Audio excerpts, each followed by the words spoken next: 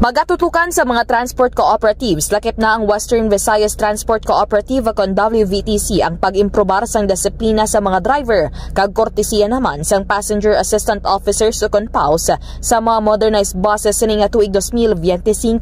Suno pa kay Mr. Boyet Parcon, ang chairman sang WVTC, iyagin payag nga ila pagasuportahan ang panawagan kag ipatuman sang Land Transportation Franchising and Regulatory Board kon LTFRB nga mas maayo nga public transport para sa mga commuter. Dugang paniya, magapaidalom sa seminar ang ilang mga personnel sa Land Transportation Office kon LTO sini nga Enero kag Pebrero.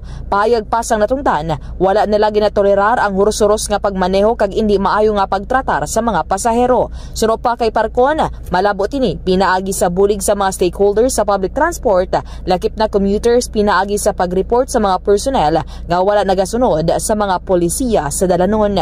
Yari si Mr. Boyet Parcon. Ang discipline sa mga drivers natin sa dala, no?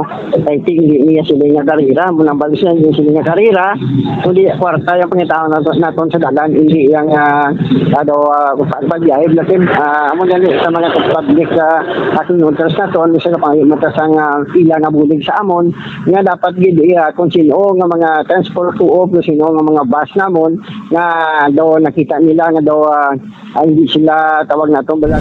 Nagalaom naman ang mga transport cooperatives sa syudad sang Iloilo nga suportahan pagid sang gobyerno ang modernization program kag mag-abot kompleto na ang ila siri nga mga modernized units.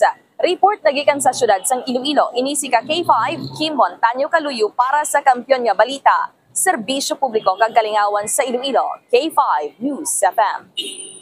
Ang iniga balita ang ginadulong sa inyo sang DTX Coffee Mix. Himo sa natural nga sangkap pareho sang amarkuso, chia seeds, sugared cane extract powder. DTX Coffee Mix. Nakakapi ka na, naka-detox ka pa. DTX Coffee Mix. Mabakal sa mga butika.